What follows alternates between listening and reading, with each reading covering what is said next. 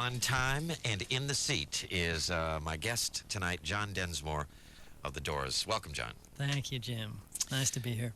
I've been living with your voice on cassette in my car for the last couple of months, and your book, Riders on the Storm, and I truly enjoyed it, and that's why I was looking forward to having you here tonight. Thanks very much. The Jim Ladd Literary Hour. Yeah, yes. Grab some hot cocoa and turn up the fire, ladies and gentlemen. Let's talk about, first off, you said 10 years to write this puppy? Yeah, not continually, certainly. Off and on, I'd go play drums for little theatrical productions or something like that every few months to get away from the blank page. The ominous blank page. Yeah. Yeah.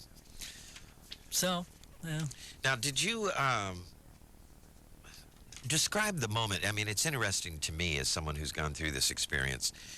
When you finally committed, you sat down and you either looked at the blank piece of paper or you turned on the word processor and you said, okay, here we go. Well, what happened was I was writing in journals and a friend of mine picked one up and said, John, there's a book in here. And I went, oh, yeah? So then I did that and seriously wrote 100 pages, and it was rejected everywhere. Was it really? Yeah. I think it was Warner Books said, no, we've got a book coming out about the Doors. I think that was Burn Down the Night by Craig Street. It was 200 pages of paraphrasing One Night with Jim while drunk. Wow.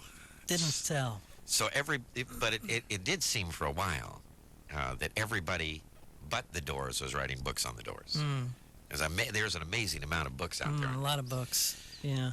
You began yours, Riders on the Storm, I thought in an interesting way, in that you and Robbie were in Paris, and it was in the 70s, and several years after Jim had died, and you were going to visit his gravesite.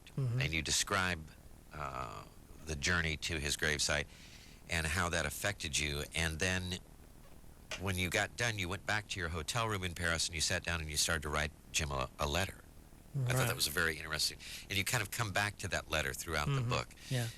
Describe that. Did that actually happen to you? Not actually, but I was writing the book, and then one teary night, I wrote a letter to Jim as if he could hear me, catharting out all this stuff. And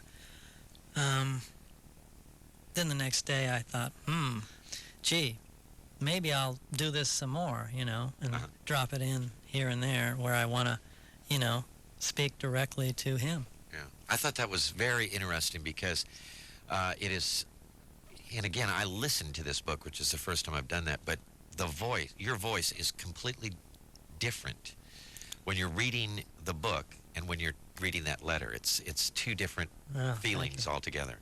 Yeah, I tried to not only write, but when I recorded the audio version, I tried to, for example, the beginning of the book, I'm, 15, learning music and then getting in the Doors. I tried to read it as if I was 20. And the letters to Jim I tried to make personal. And then the end of the book, I tried to read and write as if I was in my 40s, as I am now. Yeah. One of the things that I thought was interesting is that you do spend quite a bit of the book in your childhood. And I'm going to be really honest here. At first, when you started doing that, I thought, man, what do I care about his high school thing and like that?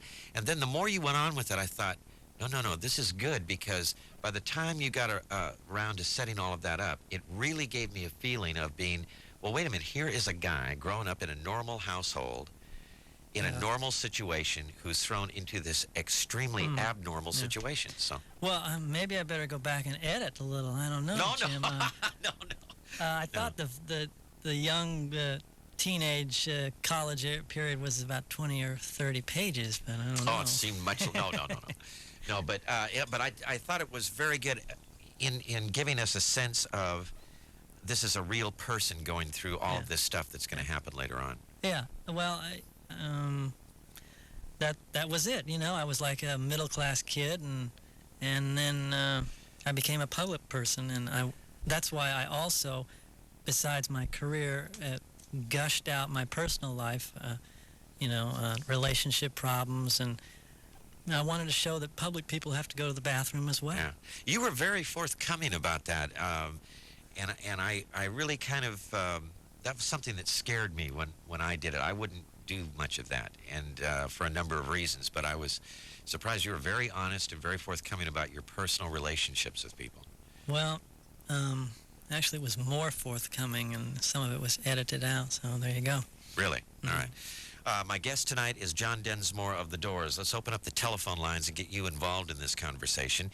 The number is 1-800-540-9797. We'll take phone calls. We've also got copies of his book on audio cassette, Riders on the Storm, to give away. You're listening to 97.1 KLSX.